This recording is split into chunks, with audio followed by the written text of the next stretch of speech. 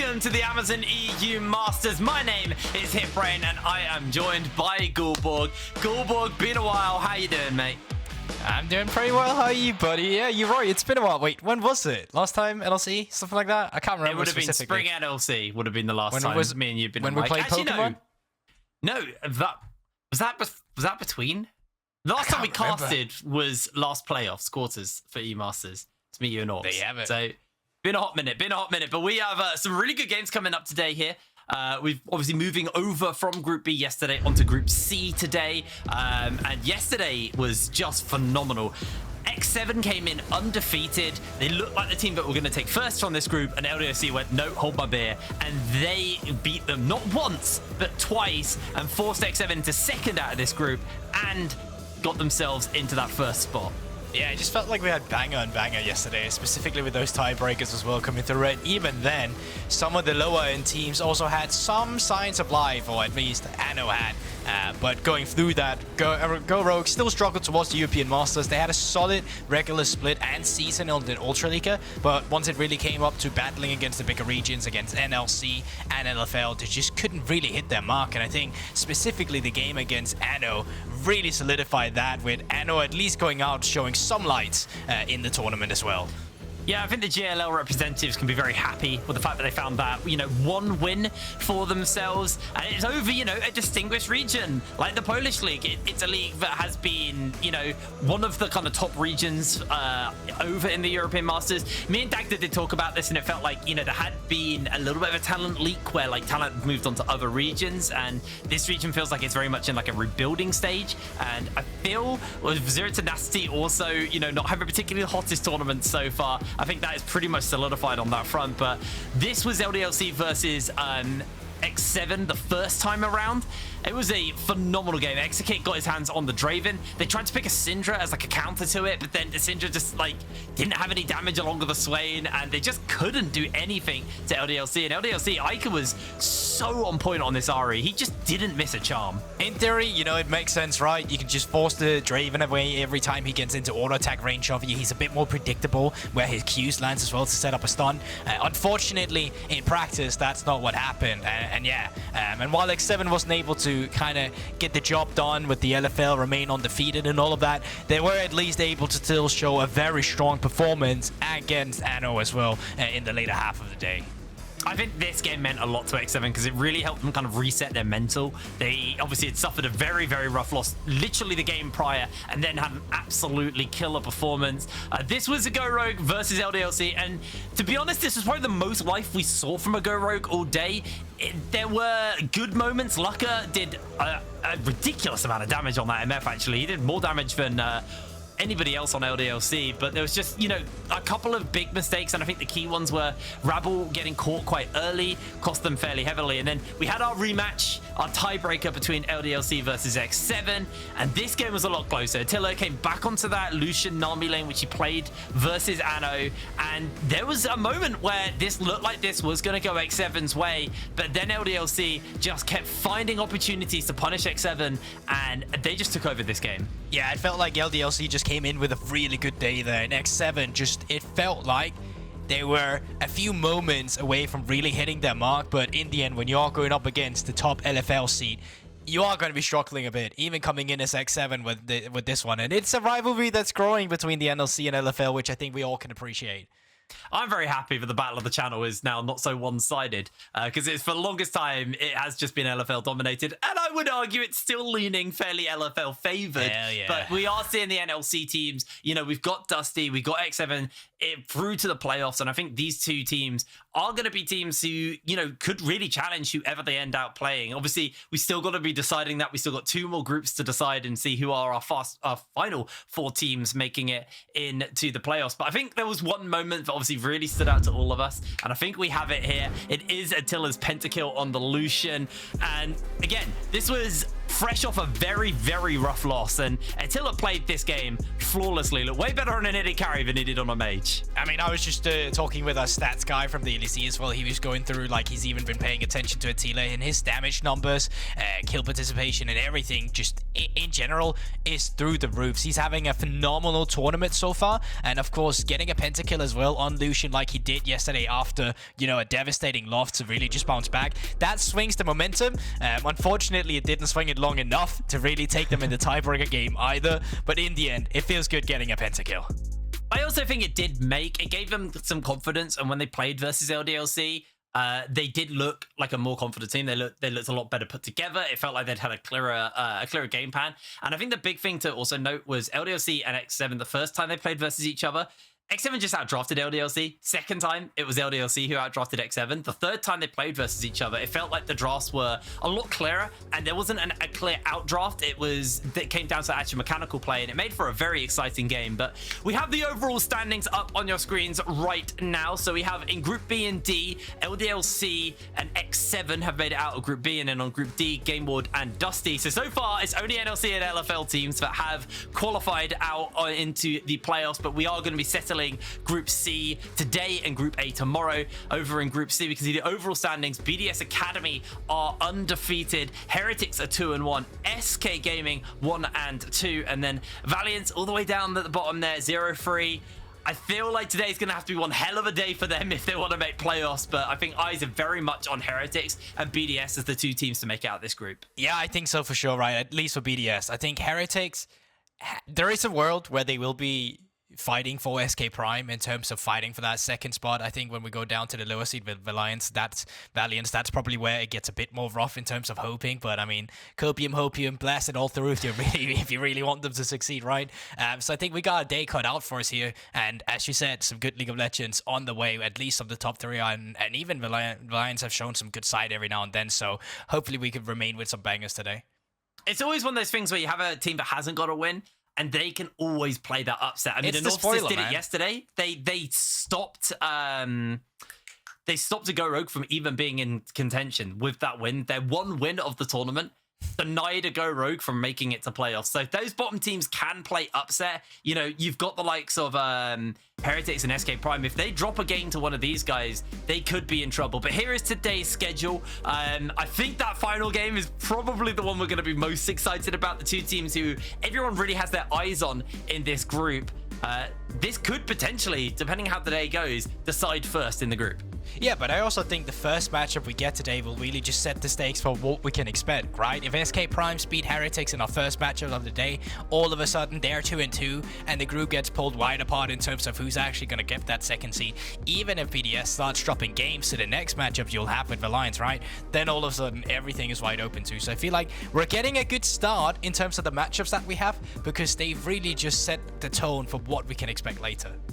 Yeah, absolutely. And kind of just looking over the rosters for today and the game and the players we've actually got playing, we have a lot of we have a kind of veterans of the EU Masters scene. You know, you've got the likes of Adam here, Rika, Adote. I mean, like I could just sit and list every name off, because most of the names on these rosters are people who've played this tournament a lot. So that also something to kind of keep in mind for some of these teams going in. You know, you're not playing versus a team of nobodies or no names. Even on the side of Valiance, there are, you know, there's people like Post Casson and Arcane Teddy who have been playing at the Amazon Masters previously as well. So you have that kind of experience behind all of these teams. As we're already into draft, we're getting ready to go into our first game of the day. SK Prime taking on Heretics. This is the Prime League taking on the Superliga from Spain. It's already drafts going through fairly quickly, and as has been pretty much the European Masters special, Blue side just heavily banning out AD carries.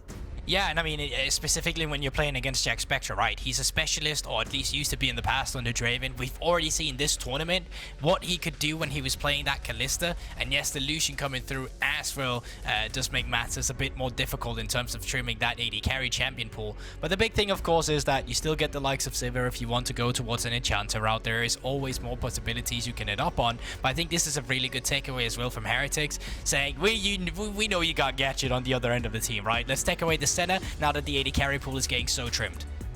It's interesting because when I was with Dagda yesterday, he was kind of noting on, especially yesterday, the distinct lack of Sivir and Zeri. We didn't see it all day. There were a few bans here and there, but it was pretty much denied all day long.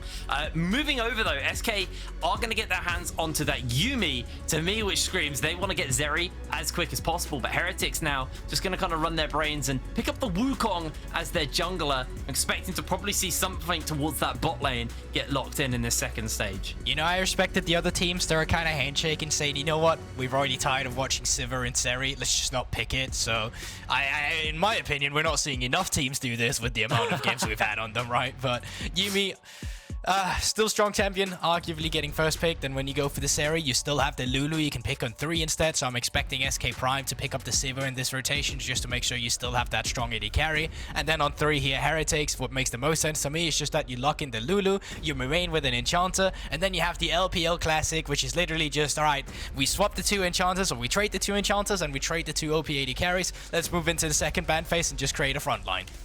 I'm loving Eckas getting his hands onto the Vi as well. It's something we have seen as a more recent show up as something to handle this Zeri. Obviously, Vi will follow you. If you don't jump over that wall, as long as she's locked onto you with the ult, she will follow. But you are right. They're going to lock in that Lulu. I'm curious to see what you think is going to be the bans now, where the attention's going to go. Are they going to look towards top, or do you think they're going to look towards mid here? I think you look towards mid, right? You still have champions like Ari, Taliyah, open and available. Silas has not been picked as well. So these are champions that you're looking for. From the side of Heretics, I think you need more versatility in terms of a front line, because already SK Prime has that Vi, which is great for lockdown. And I think lockdown might be the name of the game too. With Lissandra bans as well, I'm really wondering what Zwyroo is looking for. This is a guy that has specialized on control mages, at least in solo queue. He got rank 1 previously, and one of his main champions was Cassiopeia back in the day, so that just goes to show that he has a versatile champion pool as well in terms of picking up something that's not picked as often. Granted, we did see Niski play in the LEC, but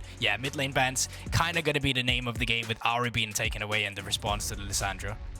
I actually feel like that Cassiopeia is quite a good thing to note as well, because we do see a lot of Azir in the meta, and Cassiopeia was typically something we did see get picked up around that time. It was that kind of like interchangeability of like your Azir, your Cass, and Ryze, I think, like at one point, just like the mid lane picks for a while.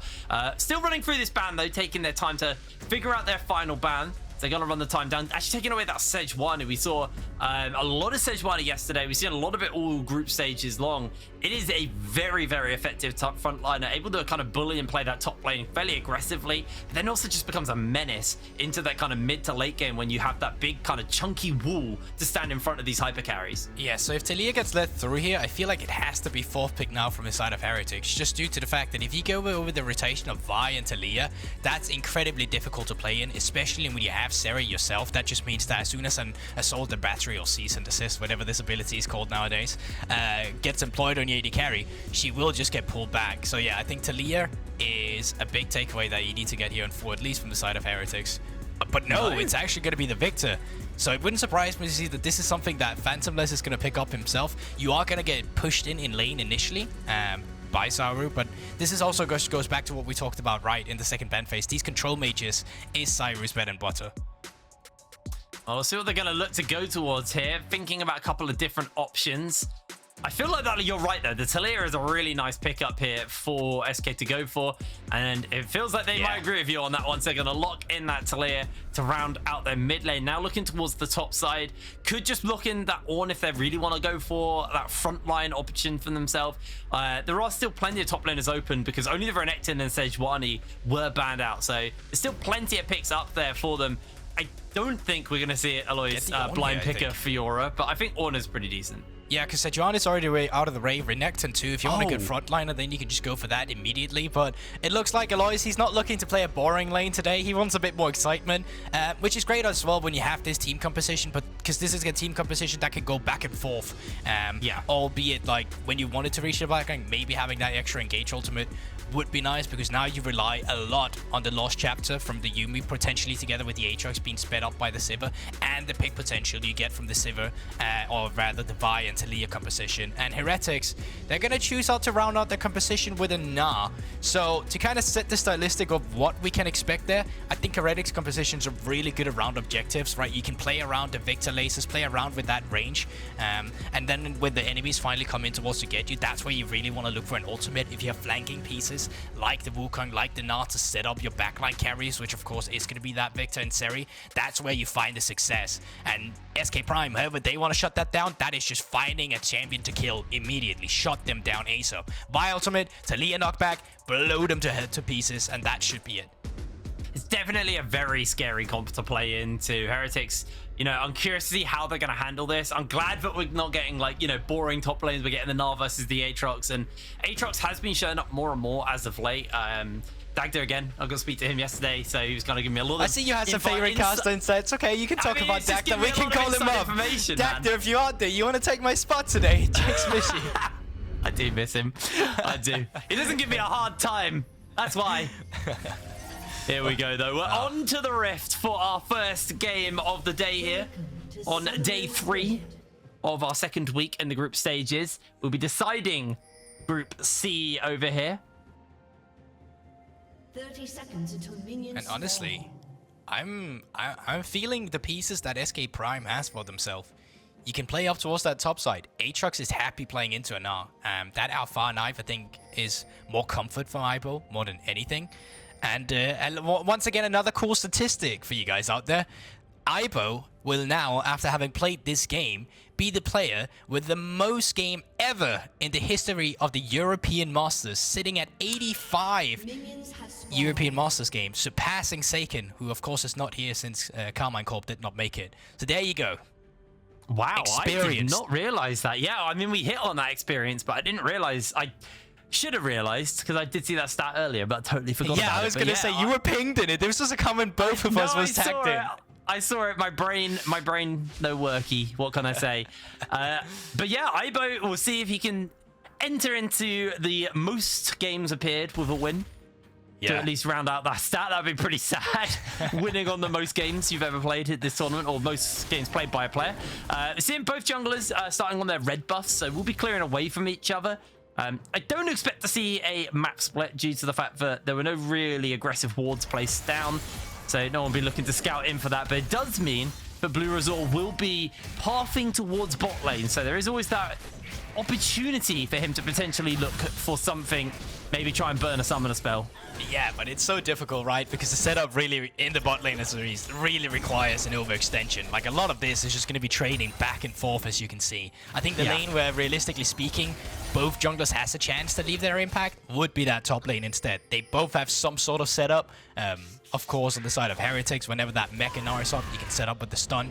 And normally with Alois just having his own knock up towards the Gnar, can cancel the jump, which would be really volatile actually, because then you're just screwed as a Gnar. That's something to play for too. And then the mid laner's role in this game, it's kind of just gone back to be way more fundamental and way more basic with mid lanes. It's not so much how do I solo kill you, it's more about, well, how do I actually push out these lanes and when should I do it to roam around on the map and then have an influence in terms of assisting my jungler with a counter jungle or setting up a dive instead elsewhere on the map. So I think that's what we can expect on the early game. So yeah, there you go.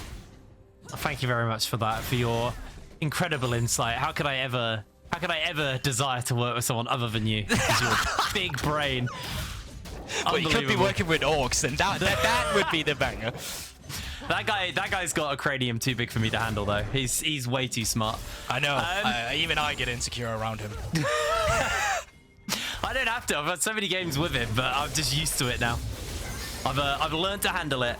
But as you correctly called, though, we are seeing the Viktor early having to shove into the Taliyah. So kind of going back to that point, it's going to be a little bit harder for Phantomles to rotate around the map. At least earlier. Obviously, once you hit that level 6, it's very easy to go for that. And because of the pressure being built up here, and both in the bot lane as well, bluerzor is just having a sniff around the jungle. Unfortunately for him, all of the camps have been cleared out, so he's going to place some vision down, get some information on Eckas' whereabouts, and Ibo will be very aware that there is a Vice somewhere around on this side of the map, so they'll have to play a little bit more careful. But for now, he's not overextending, but he's also not playing entirely respectful. I think now smelling something up is just stepping away and just putting some wards down. Ibo's going to be okay. Yeah, but there's actually really intelligent pathing from bluerzor as well. And you can actually see from the timing, if this wave were to be stacked and Eckas wanted to go for a dive on Ibo, then bluerzor would be around exactly now because he skipped Crocs and he can just pick them up now if he wants to. Actually waiting it out a little bit. It's as if he had the counter there. Perfect. Oh no, of course you can see him on the ward. That just helped too, doesn't it? Wow, he's so smart. He just knows. He does just know the ward. He was sniffing him out and looking at him at the same time, but that's beyond the point. His senses are unbelievable. All sight, but still amazing senses. But he is going to make sure that this wave is going to crash into Ibo, and Ibo is not going to be under any threat, hanging about, and just going to go back to farming. Relatively chill early game, somewhat what we expected from the current state of League of Legends, especially when there's a Zeri and a Sivir, and a Viktor, I guess. Yeah, but I feel like bluerzor's productivity really set his team up more for success, as you can see here. Should be a first blood. Yeah, easy pick up there. Zwyroo flashes in, takes the kill, couple of tower shots juggled, and Heretics going to be happy with that kill, even going to get themselves a ward on the way out. So Jackspektra, it's a little bit of damage here from the Kitty Cat and Sivir combination. And now, reason why that was so great was actually because remember how bluerzor warded up the entire jungle of Eckas? They knew exactly they could go for that play, and because of the mid lane matchup with Viktor into Taliyah, Phantomles was put in this position where his lane was bouncing and slow pushing back into Zwyroo. And because they knew that Eckas was not around because they spotted him on Crocs, they could just hard commit to that play despite Zwyroo not have too much mana because he could have been a threat. So as you take a look at the replay here, you can see it on the minimap. Vi currently spotted, there's no one around to actually set him up, and despite the mana barely being there for Zwyroo, he knows he can step up like this because they have the intel. Phantomles does not have that intel, and because of that gets blown to pieces, unfortunately. And I do believe it was either level of a biscuit there from Zwyroo that gave him the mana for the last Q there to really just help him with the situation. That is nice. That is very nice, actually. And he's got himself that farm lead along with that kill as well. So 600 gold up. In the bot lane, there is a very, very small lead, but not really anything worth touting. And everyone else is neck and neck right now. bluerzor obviously down a little bit on the camp front, but is catching up on his camps now. Well, that assist, he was giving himself equal to Eckas, and I think we're probably just going to see this game again. Just chill out, slow down a little bit while all of these players, you know, wait for the next opportunity, wait for the next potential pick to get gifted over to them, as bluerzor actually invading into Eckas' jungle. Just found him out here to clear out the vision, and it's just going to go in for the smite. Not going to go down. whiteinn now on the wrong side of the wall, has to run away. Well, out of there, they do get the buff for themselves, but this is the kind of pressure that you're playing against when you're playing against Heretics. And once again, all coming from bluerzor with the early game productivity. Now in the mid lane, Eckas looking. He has got the ult. He's going to throw down the shove as well. This is that hard to dodge combo you were talking about. But Phantomles, one more tick and he's going to go down. He's so close. The health pot saves him. Phantomles survives. I was way too close for comfort, but I like the setup they had there. Eckas had not reached level 6 yet. He reached level 6 on the mid lane wave, so Zwyroo wasn't ready for the cease and desist to come out. Because of that, they get the nice pickup. And yes, as you highlighted, that's the Taliyah Vi composition you're going to be playing against. It doesn't do too much damage yet, because you pretty much need level 9 to have the full Qs on Taliyah and then points in your E, because if you remember from the rework, her W now does no damage. All it does is push you back. So that means without items, without that lost chapter, you really don't have that burst you're really looking for. But let's have a look at it once again, because you can see it. Level 5, coming in with the Q, waiting for level 6, and he hits it on that minion to then go for the ultimate. This is super clean, actually. Zwyroo did pretty well just to go, all right, I'm going to take you with me, Phantomles, and almost got him, but the heal comes in. I actually know... Yeah, it was a level up. I thought he healed as well, but no, that was... Wow. Phantomles just got that level up in time. We are going to see a trade of objectives. Rift Herald picked up for the side of Heretics. Had a brain fart there. And then the Dragon for the side of SK Prime. bluerzor may just want to throw this down, and I'm curious to see where he throws this down, actually. I'm making a guess, but I'm actually not entirely sure where his attention is going to go with this Herald. I mean, there's so many places you can put it, but I feel like if you can shut it down in the mid lane, that's something to go for. You still don't really have that bot lane set up, so it's difficult for Heretics right now to make rotations. If you think back to the rotations they've had so far in this game, they've all been for bluerzor himself, so it's been about counter jungling, not so much setting up in other lanes. Yeah, he's able to successfully pull that counter jungle off. Phantomles will be spotted out by bluerzor. Eckas does have the ultimate. He's going to look just to be a bit of a nuisance and send the pair of them packing, but gonna get the crab started up as well by Ibo for him. So this jungle, nice couple of rotations there around the map for bluerzor, and he's still got his entire jungle up himself to take. So he's gonna be pretty rich after all of this, and still got that herald to get those extra plates as well. But now just wants to focus on getting a cheeky reset off, probably getting close towards that Divine Sundra, or yeah, gets his Divine almost there, and then the control ward. And then we'll look for his next players. Gadget taking a little bit of damage from Jackspektra, does it slowed down by that W. Not going to go for anything more.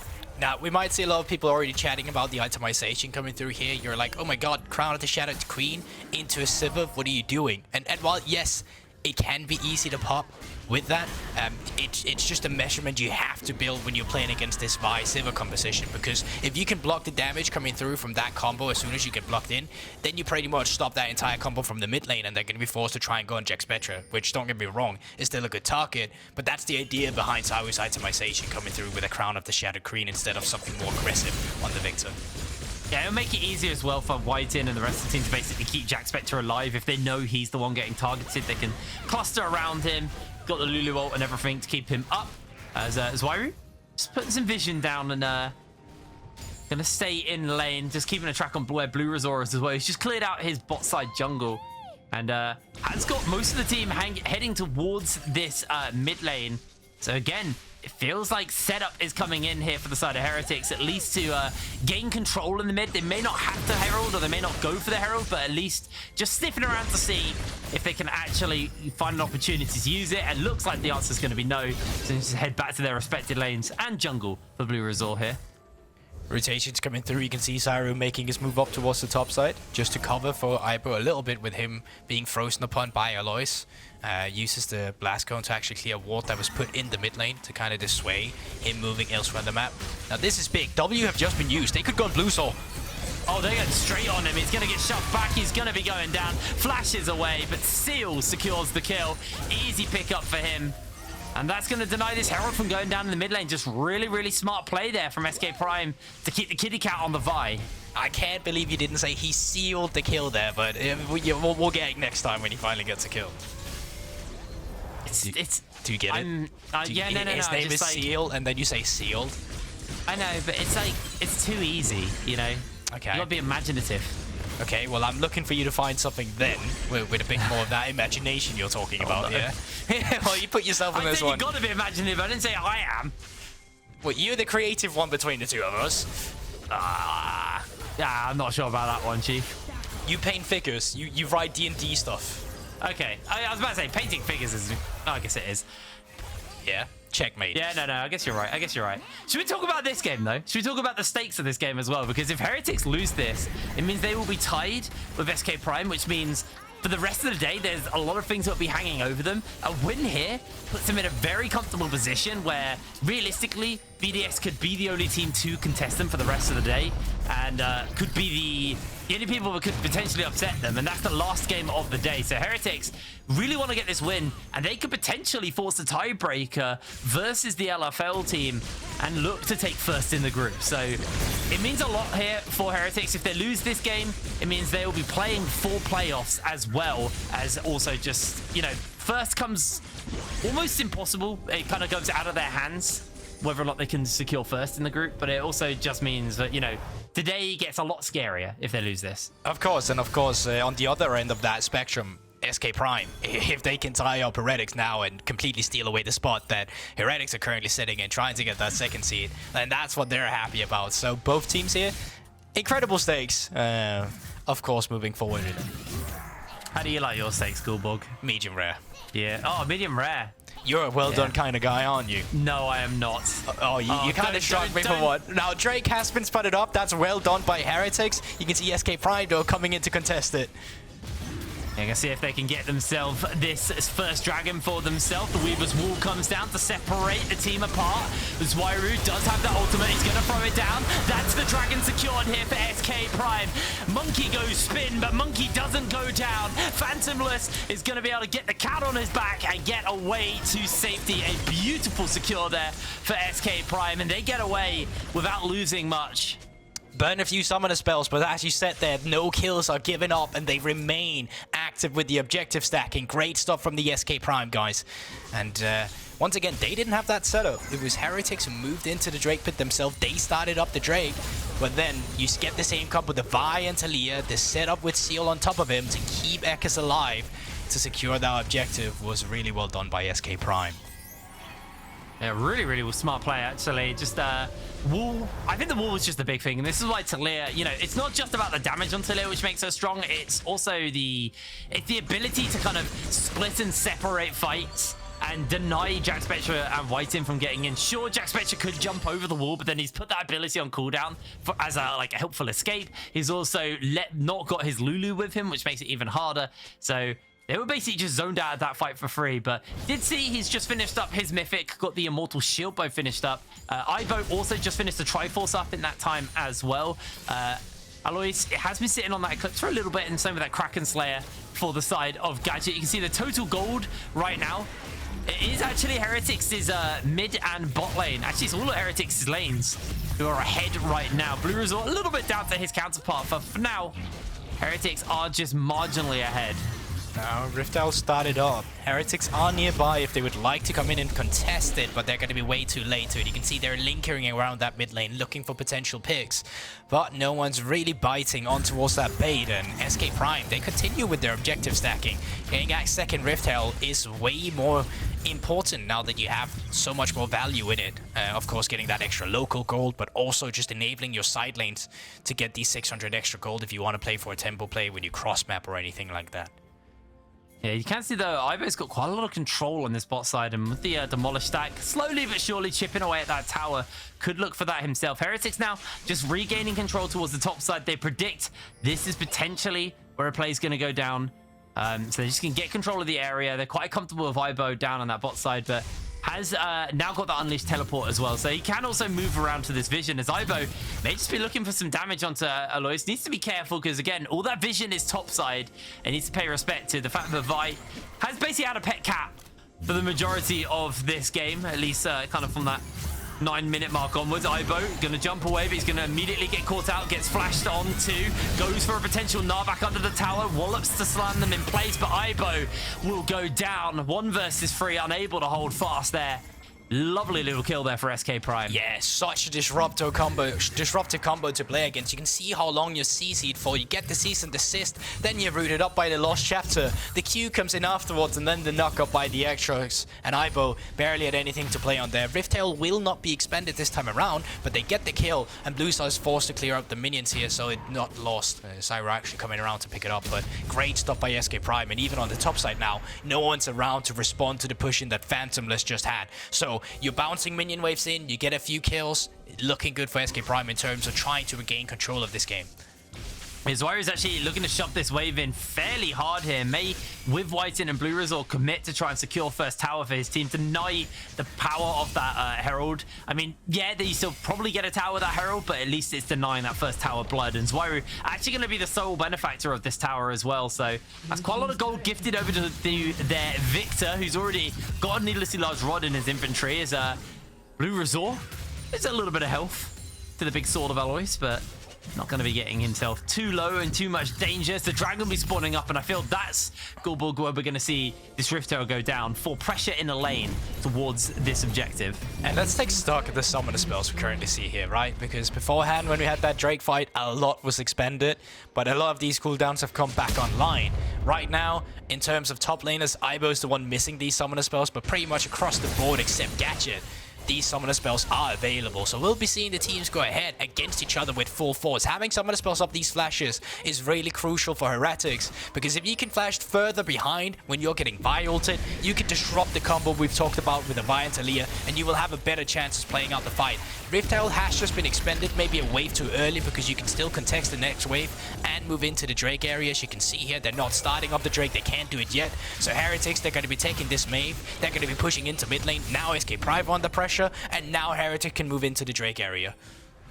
Yeah, it's just going to be a full wave Gnar, but the dragon has already been started out. Aibo has actually transformed, so this is going to be very scary for the side of SK Prime. Wall comes down, actually doesn't separate the team at all. That is not good. In they jump. Monkey spin, trying to get the damage onto Phantomles for the moment. They're able to secure the kill. Over the wall, Eckas goes. He can't even think about contesting, although he's still hanging about in the area. But feels like Heretics just going to pull this dragon out. Don't want to risk the smite steal, but it's still looking to come in. Zwyroo going to get CC changed down. Going to just quickly pop the stopwatch. bluerzor is going to finish the dragon up. And immediately Zwyroo with the wild growth now feeling very comfortable. Alois being slowed down. Gadget's being chased as well, but is able to get away thanks to the movement speed from his ultimate. Heretics will take a kill and a dragon. Yeah, SK Prime, they blunder with the setup and the Drake, and Heretics, they punish immediately. They just walked 5 men into the river.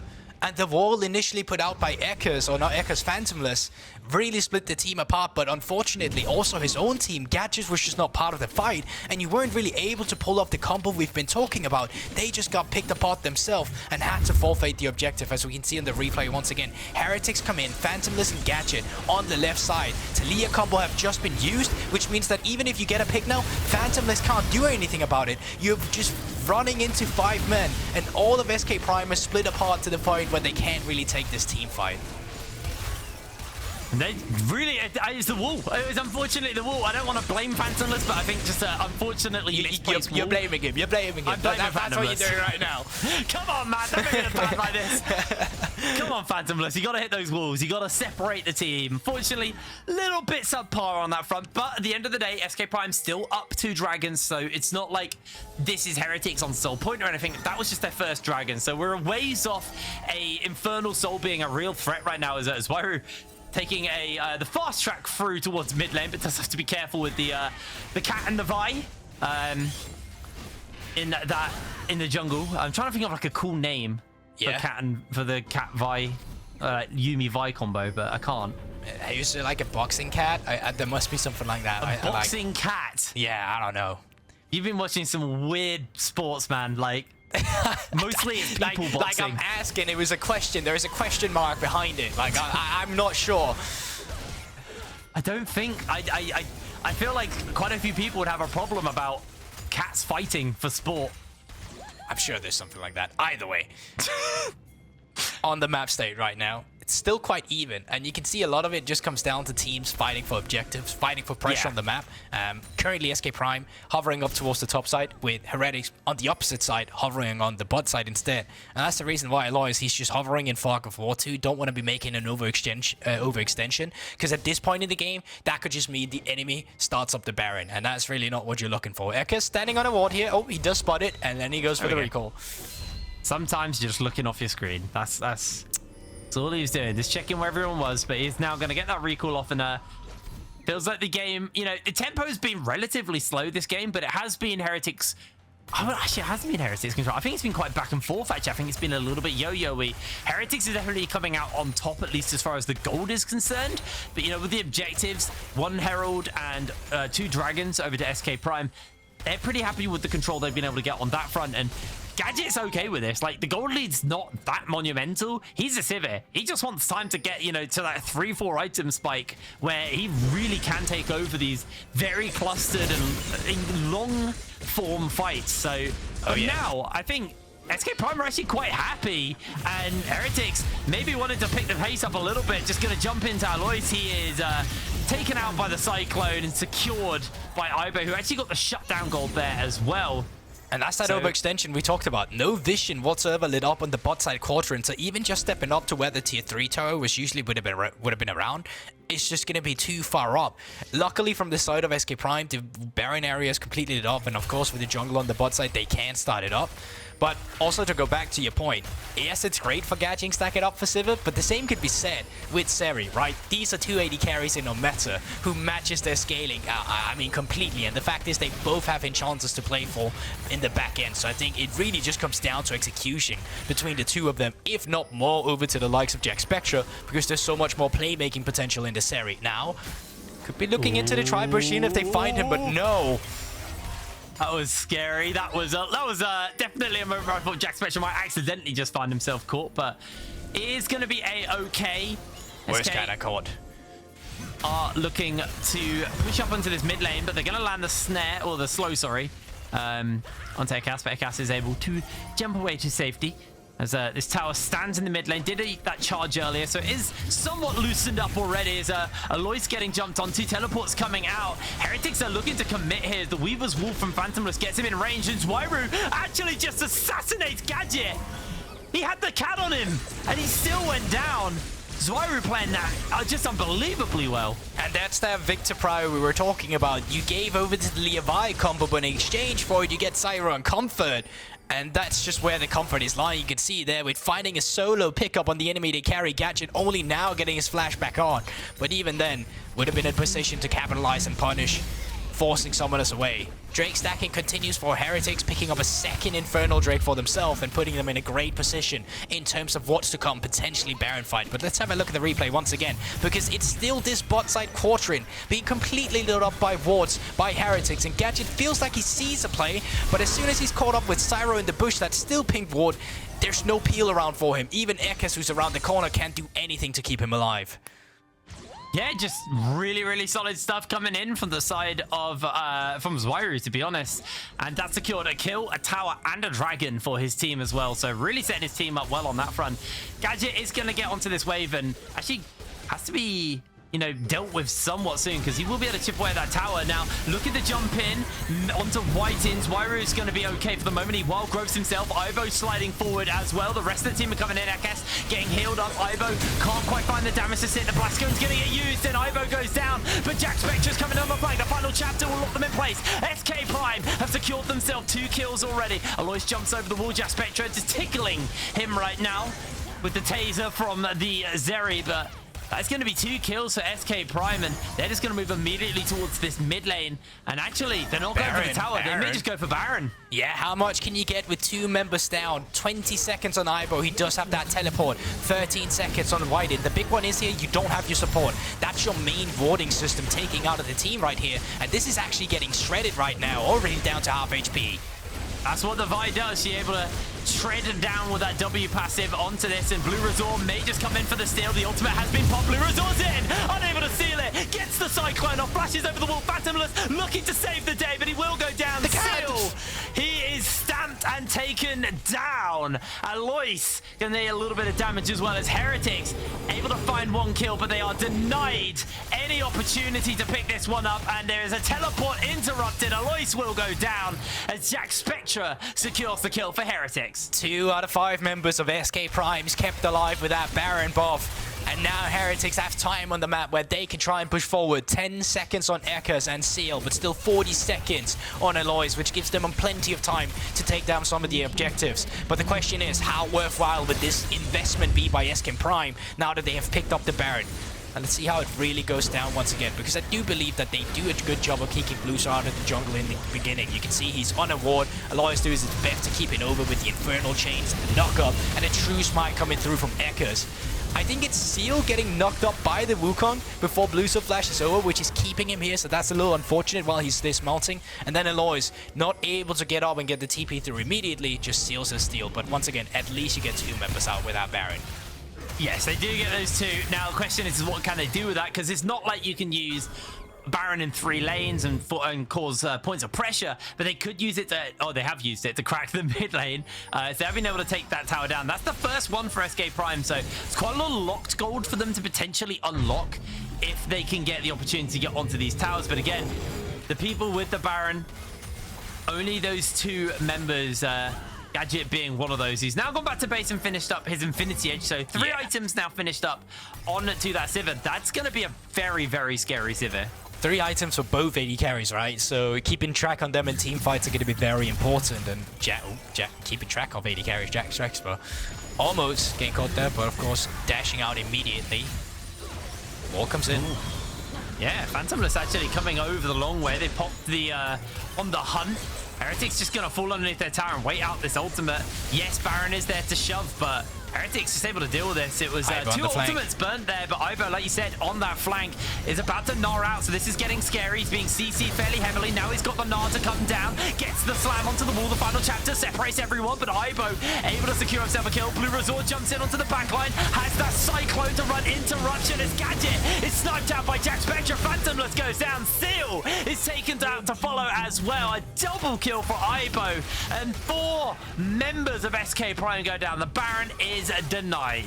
Exactly, just like that. No Baron buff to play for means no lanes to play for either, and those objectives will stand on the side of Heretics. On the opposition, though, SK Prime's turret.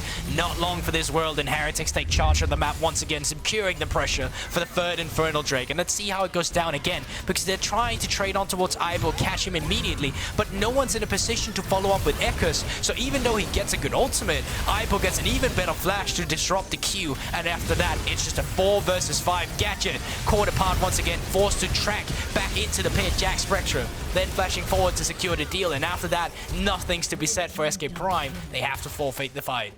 30 minutes on the clock. Gold lead very comfortably now in favor of Heretics. So is it 2,000 gold lead, give or take, in the AD carry role, 3,000 in the mid, as Flash just came out from Eckas as he almost got heavily punished there by Heretics. Baron, not up yet. Still got a couple of minutes until that comes up. The Dragon was just secured in the meanwhile by... well, sorry, is being secured. I was a little ahead of myself there. By the side of Heretics. And now they're 1 off that soul. That soul I said was a while away is a very real threat. And this is going to be a 4 Infernal soul on the side of Heretics. We were saying Zwyroo's damage is already crazy. It's about to get crazier if he picks this up. 100%. And even now, just playing the map, they're playing a 1-3-1, but it's Jackspektra playing the solo lane who's pushing down in the bot side instead, and there's actually no one in response to it. You can see it on the minimap. SK Prime are so split up, and no one's in a position to even guard the bot wave, the mid wave. They're trying to look for a dive on the top side, and because of that, this has cost them time on the map, time that Heretics is now using for themselves to garner up objectives. Did they just take 2 inhibitors without Baron? That is, I mean, without anyone defending. Now here comes Eckas. Position, looking in, they come in, the final chapter goes down immediately. They got the CC on the Jackspektra. He glides over the wall to safety. The Wild Growth saves his life. Ivo not about to Gnar out, unfortunately, as bluerzor's forced to flash away. Nobody goes down other than the 2 inhibitors. Heretics, they just got away with murder there. That was the best case scenario for SK Prime right there. The circumstances for the flank was right there. The setup we talked about with the Vi and Taliyah to blow up Jackspektra. Unfortunately, the Lulu, able to keep him alive. The Lulu, well, you only live whatever it is. And he was able to dash out. Wow, there's no scoreboard currently, so we'll find out. But you are right. That was, you know, it was a mixture of 1. You only live once. Twice, I guess, actually. Given a second chance. But Jackspektra not been killed yet. Worth 650 gold shutdown. Really, really big. You got the death cap now finished off onto Zwyroo. Zeri's level 17. bluerzor needs to be careful. Is able to get away as he gets his clone shuffled. 25 gold, baby. Let's go. Just slowly. All they're going to get for now, unfortunately. You are correct. As SK Prime just going to shove in this mid lane. Now, you do have to remember, this is still a 3-item Sivir. This is a very scary point in the game. Sivir is capable of doing a lot of damage, but they need to buy the space for that Sivir. And the question is can they do that? Because for now, Heretics are doing a very good job of making sure that Jackspektra is peeled for. Baron's up, and with the fact that they've got 2 super minions in that bot side, someone has to go deal with that. This is the perfect inhibitor to be down when contesting a Baron, but they are moving over. SK Prime want to contest this, already half HP. Jackspektra obviously able to do a lot of damage in those 2 supers, buying a lot of space. Here comes the Weaver's Wall to split the team up somewhat. They're just going to peel off the Baron for now because Heretics don't have to commit. they can just constantly threaten it because now there's 2 supers in the base. That tower is already down to half HP. Somebody needs to go deal with it, and it's just too slow. It's too slow. It's too late. They're going to potentially lose most of this tower, if not the tower, and the Baron to Heretics. Heretics just got a chokehold on this game. Yeah, SK Prime, they line up the aim, but they don't pull the trigger. And because of that, Heretics gets to be in a position where, well, they have their super minions pushing in. They win that trade. Now they get the Baron. They can play on 2 lanes now. Push in the mid lane wave here. The rest of them can move up towards the top side. They can continue the siege, and they can try and look for that 3rd inhibitor to get all of them and really just press and chokehold on SK Prime to seal out the game with 3 inhibitors down in a bit and Baron buff. 33 minutes on the clock right now with the Baron in the pocket. And this being the final inhibitor tower left standing. It's last chance here for SK. A good shuffle back, but an even better wild growth. Stopwatch is used. Eckas bleeds down. Jackspektra secures the kill as Alois running into the middle of everyone will fall as a double kill is secured for Jackspektra. Now another kill goes down. Ibo able to secure it. The tower will crumble. Phantomles flashed onto by Jackspektra, dodging away on absolutely everything. Seal is taken down by the boulder toss. The stopwatch from Jackspektra. The ace for the side of Heretics, and this game is donezo. SK Prime, they put a fight up, but Heretics, they came to play today. They came to try for first, and they're going to start it on a strong note. 16 kills in a 35-minute game. Heretics take down SK Prime. It was close until it wasn't. An early game where pretty much dictated by both junglers, bluerzor and Eckas, doing a phenomenal job in terms of keeping this game even, but unfortunately from the side of SK Prime, they weren't able to hold on. Too many of their executions faltered, and because of that, Heretics, through better team play, was able to just finish out this game with some great scaling elements. I feel like Zwyroo on that Viktor was huge in shutting down Gadget every time he tried to step up. And then, of course, Jackspektra, who I believe had a pentakill stalling there. Ibo, if he didn't take one of those kills, I swear to God, that was going to be another Zeri pentakill. I saw it as soon as I saw the first 2 kills. Ibo, he robbed Spectra of a penta right there. I mean, he played well. He deserved some kills himself. But we actually have Phantomles standing by for an interview. So first of all, we'll invite him in. Phantomles, how are you doing? You all right after that game? Yeah, I mean, feels a bit bummed out, honestly. Like, the adrenaline was flushing pretty well. But, I mean, it is what it is. I think we tried really hard, and we had a good game. But we didn't manage to close it out, and it happens. I think like you guys, yeah, of course. I feel like you guys had a really good idea of what you wanted to do, especially from the drafting point of view. Like you secure the Vi Taliyah, and it works out great in the laning phase. You pick up a few kills. Where do you feel like it starts going wrong? Because it feels like the setup is there for it. I would say it's like hesitation. For example, I feel like we had a lot of windows where we could pull the trigger, but we didn't do it, and then when our turn is gone, they manage to we pull the trigger when it's their turn. So I feel like it was just hesitation mainly, and also just kind of small mistakes here and there that made it a bit harder than it should have been. So let's kind of talk about the rest of the group, and obviously your games coming up. You've played versus Heretics, but you still have BDS Academy. You still have Valiance to play. Are you confident that you could potentially take down both of these teams and keep the dream alive effectively for playoffs? How are you guys feeling about those last 2 games of the day? So I mean, this was kind of the most important game, I guess, if you could say it, for us, and it feels bummed out to lose it immediately the first game of the day.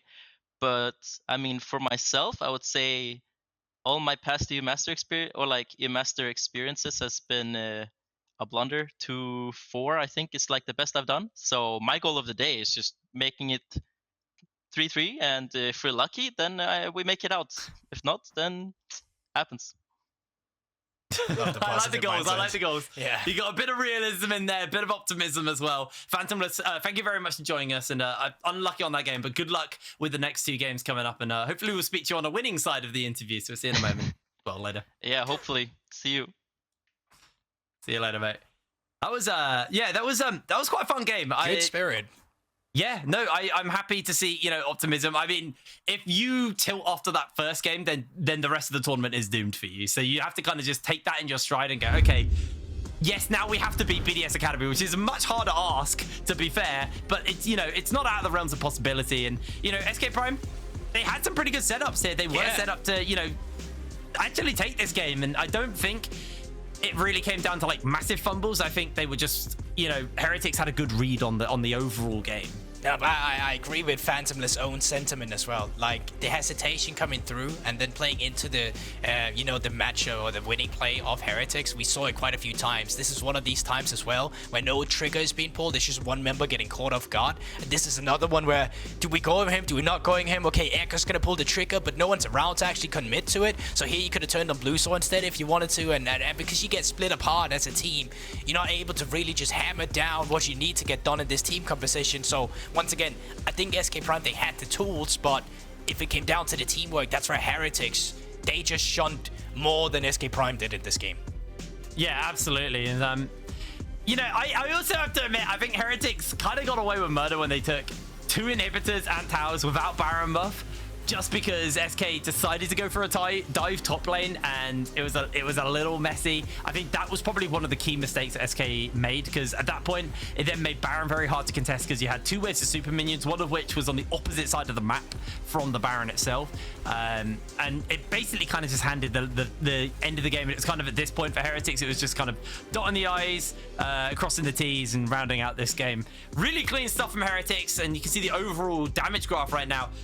Zwyroo on that Viktor, that might not see some play for the rest of the day, I think. I mean, even coming through as a blind pick too, right? They knew exactly what the enemy wanted. They didn't care about it. They set themselves up for it. Itemization was Crown of the Shattered Queen. He knew Crown of the Shattered Queen. There we go. He knew he's playing into the Vi and the Taliyah, and you know, I feel like he had a great idea of what he wanted to do that entire game.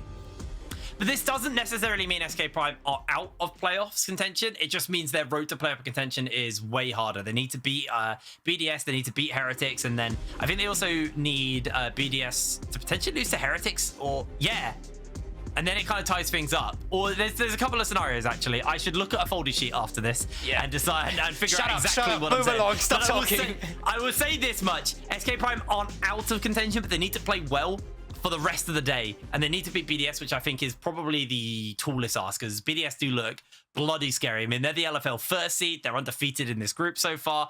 I mean, the French are first out of every group so far. So, I mean, it's a tall ask, but I'm not going to say an impossible ask. I think that's going to be my assessment on it, Gilbog. I think it's the pride as well for Superliga, right? For the longest time, they've been disregarded in terms of who's going to win a tournament.